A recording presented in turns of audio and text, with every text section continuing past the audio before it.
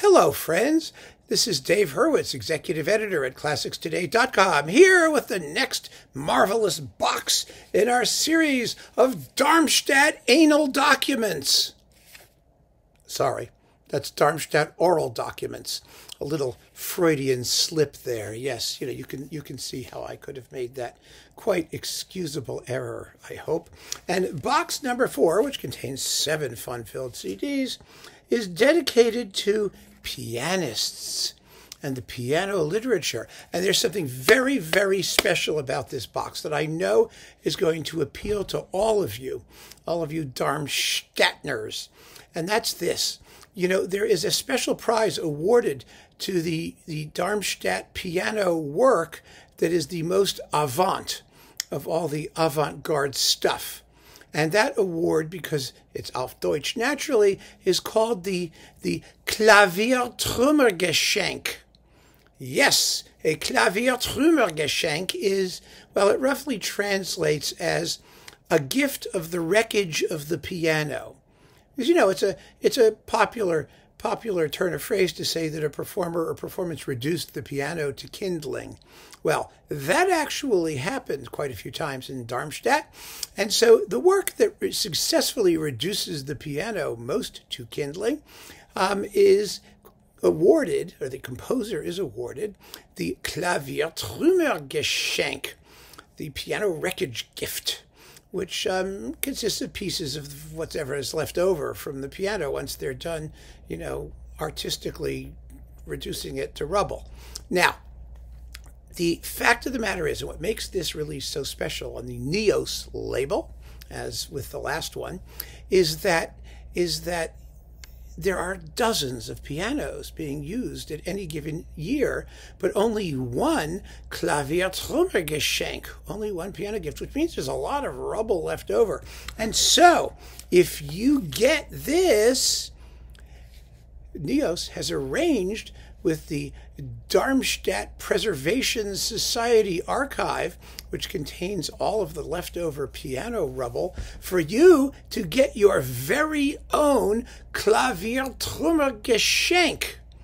Of course, this is the Geschenk that the winner does not receive. That is, the Klaviertrümmergeschenksieger gets the main prize. But there's all these other ones sitting around, and I happen to have mine right here. Here it is. It's the Klaviertrümmergeschenk. And as you can see, it consists of, well, whatever is left of the piano. In this case, bits of black keys and some bits of white keys. So here they are, your very own Klaviertrümmergeschenk, which you can get if you pick up these Darmstadt anal documents. I mean, oral documents. Never mind.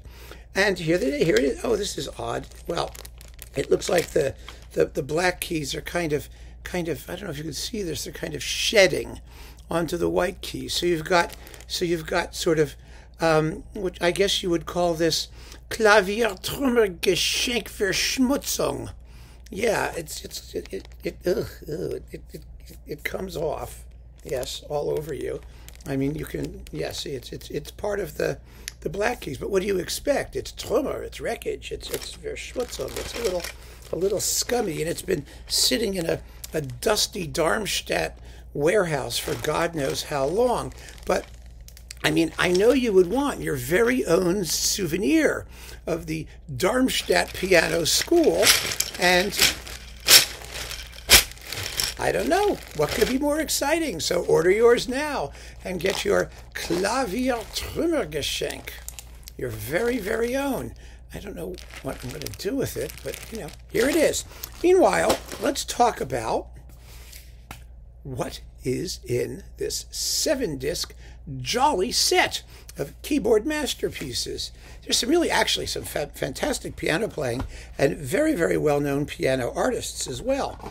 Names that will be quite familiar to many of you, even those who are not normally Darmstadt folk. So let's start with disc number 1.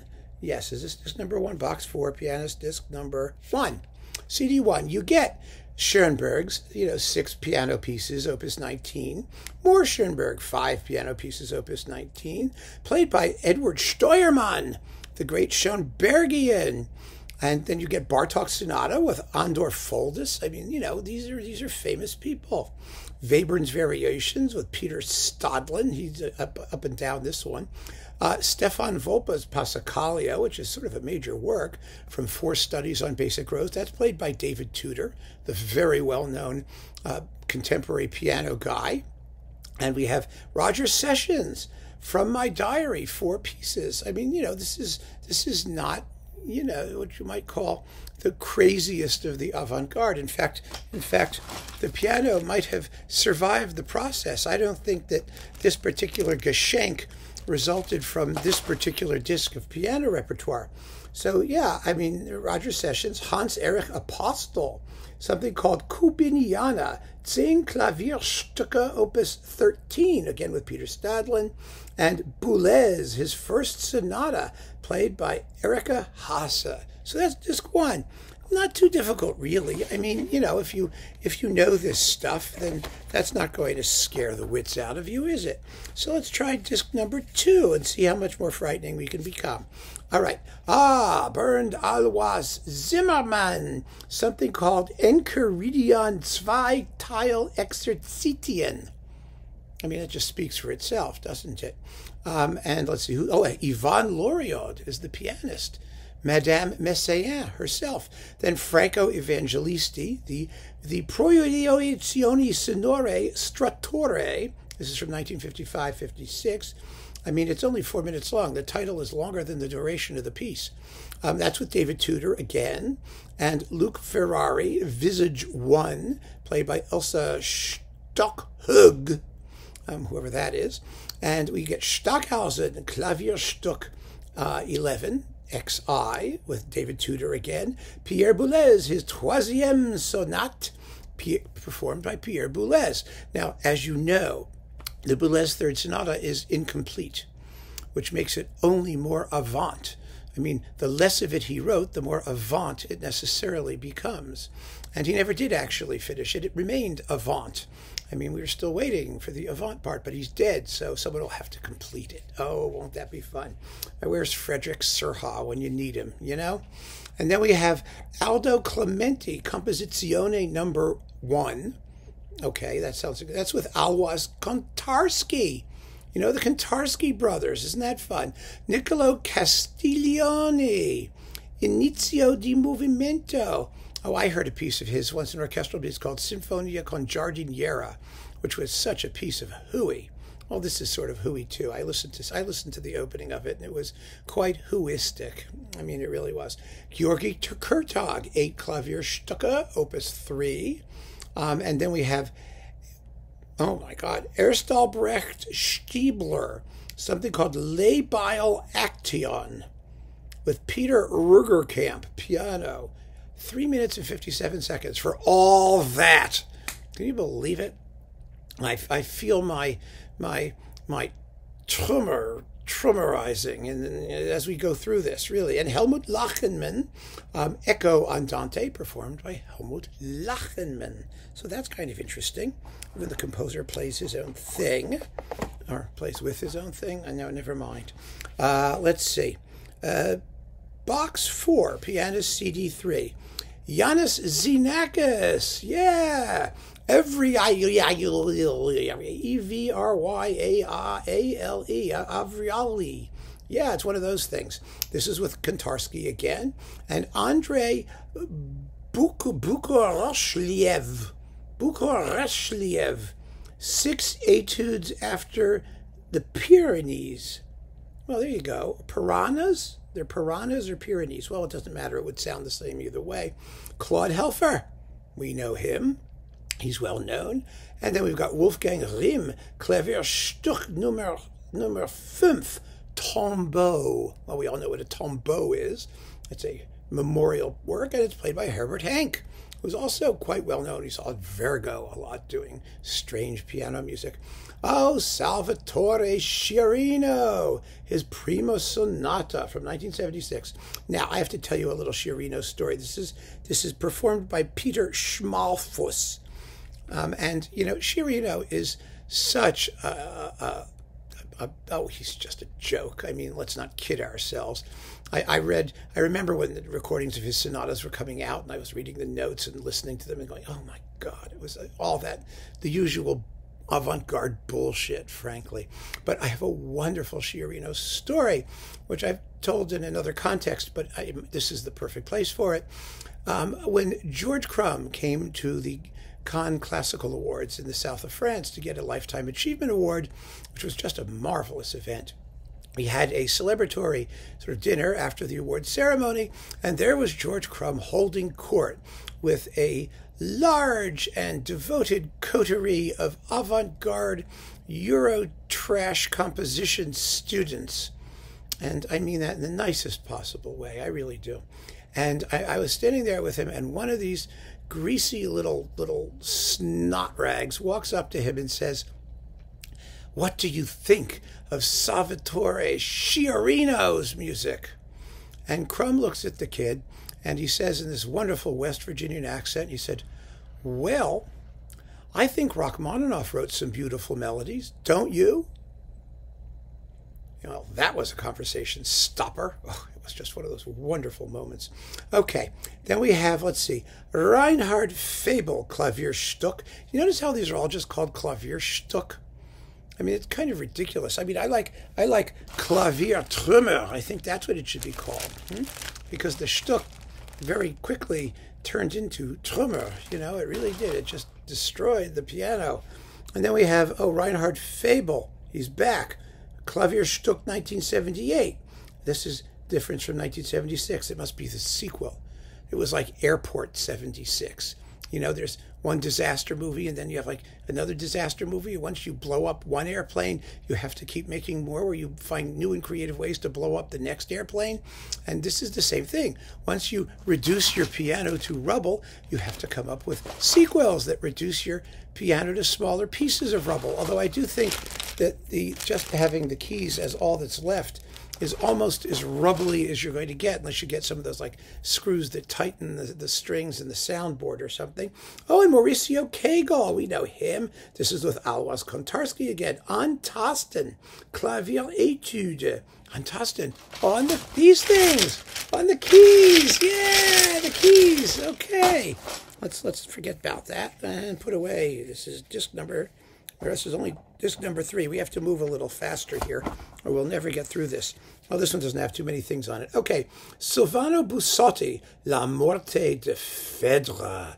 Ooh, the death of Phèdre. Well, that sounds cheerful. That's 6 minutes long, performed by Igor Mishakov. And Brian Fernyhough, something called Lemma Icon Epigram, played by Cecil Little. And then Stockhausen, Lucifer's Traum oder Klavierstück 13. Yeah, Lucifer's Dream, that must be from Licht, you know, that lovely, charming operetta that he wrote there. That's with Bernard Wambach and Wilhelm Kilmer, Klavierstück. Let me tell you something. One Klavierstück sounds very much like another Klavierstück. And you would be very hard-pressed if you had to draw a Klavierstück from a hat to determine who the composer of the Stückchen in question is. And this is no exception. Although this one has a nickname, Fantasy Paraphrase. Ooh, it's 14 minutes long. Oh, my God. Siegfried Mauser is the pianist, a very good pianist, by the way. Did Karl Amadeus Hartmann piano sonata on Virgin, I believe. He's a very, very good artist. And if he didn't, he should have. And then we have, let's see, Ernst Helmut Flammer, Klavierstück 3, Passacaglia Brevis. Sure, that's as opposed to the Fuga Longa, which is Klavierstück 4 or something like that. Okay, next, Daniel Rothman, play the piano drunk like a percussion instrument until the fingers begin to bleed a bit. That's what it's called. Let me see if there's any blood on here. No, just schmutz. I don't see blood. I just see schmutz. So I guess this doesn't come from that performance. Then we have Erno Papa, Thema mit 840 variations, with Anna Derico, poor woman. Fortunately, it's only 7 minutes and 28 seconds, which leaves, let's see, 7 minutes and 28 seconds. 7 times 6 is 430 seconds, plus 28 seconds is 458 seconds for 840 variations. So you have approximately half a second per variation. That's helpful. Marc-Andre, Un Fini 3, and played by Ermia Theodorakis, and Yoshifumi Tanaka, Echo Lontanissimo 2, with Massimiliano Damarini, and then Klaus Lang. Oh dear, get ready. Okay, Der schlafende Landmann, der Baum des Lebens und die Schalen der Finsternis. Well, at least it's 15 minutes long. At least you get your words worth in that one with Bernard Wambach. And then Olga Raeva, Drawing with an Angel, played by P. Helen Holland Chen. Good Lord. All right, so that was disc number 5, and this is number 6. We're getting there. Dieter Mack, Cedi, Klavierstück number 5. Salvatore Sciarrino, another one, Due Notturni Crudeli, 2 mean, nasty nocturnes with Nicholas Hodges, another very well-known modern piano guy, and James Saunders, number 070702. That's his zip code. And I guess that's what it's about. It's about a zip code. That's with Nicholas Hodges. And Misato Mochizuki, Moebius Ring, as opposed to a Moebius strip. Let's not get them confused. And that's also with Nicholas Hodges. And then Mark Barden, Die Haltanderer, played by Rai Nakamura and Georges Apergis, Conversation 10, for prepared piano and speaking something or other. Well, something is speaking. The pianist is speaking. All right, and it's prepared. This could have resulted. You never know. This is part of the fun. I'm getting there here. And then we've got Vykintas Baltakas, Pasaka ein Märchen, for speaking pianists, with Benjamin Kobler. Well, these are a lot of speaking pianists. Wait a minute. What's this one? Oh, I see. Clarence Barlow, number 5. L'Orchidée d'Argent, number 7. Pandora, from Orchidea Ordinariae, or the 12th Root of Truth. Sure, Clarence. Whatever you say. It's wonderful. And it was for orchestra, but revised for player piano and computer. Of course. I mean, that must have been its definitive form. And then Vito Jurai, Matrix, for player piano and electronics, and Stefan Kreber, Fersinia, for automatic piano and loudspeaker. That was number 6. And that is in some ways the very most exciting disc out of the 7, as you can quite probably tell, I'm sure. Then we have, let's see, disc 7. You ready? Roland Kane, Quanten, with Alois Kontarsky, and Jean-Etienne Marie, Trois pièces brèves. Oh, look, 3 short pieces. How normal, 5 minutes long. Martina Justi, piano. Hans-Ulrich Engelmann, Cadenza, opus 23, played by Elsa Stockhog again. Whoa, Clarence Barlow is back. It's called Until, version 5. Are you really interested in versions 1, 2, 3, and 4 of Until?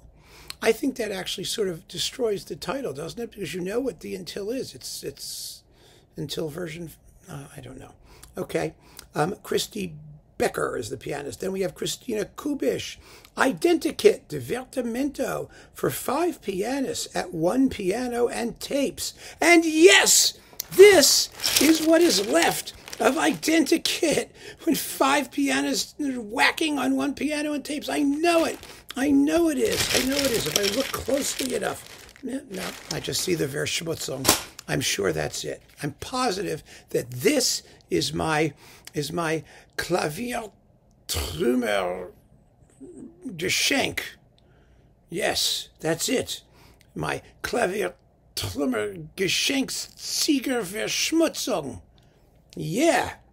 Then we've got Volker Hein tap for prepared piano and live electronics. Nah, too simple. And then Pascali Criton Times, T-H-Y-M-E-S, for quarter tone piano and tape. No, that couldn't possibly be that, because these are not, you don't see quarter keys. You can't have quarter tones unless you have quarter keys, and those are normal keys. And then we have Simon Steen Anderson re-rendered for piano with 2 assistants. They are members of Amarissimasi something, Assimizimemizimaza, with Ellen Ugelvik. And that, my friends, is all 7 fabulous little Darmstadt keyboard bonbons. And like I said, it's on the Neos label, and it comes with your very own exciting, thrill-packed, personalized Klaviertrümmergeschenk. If you order it within the next 5 minutes, you will get yours as I got mine. I'm now going to find a place to put them. So keep on listening, my friends. Thank you so much for joining me. Take care.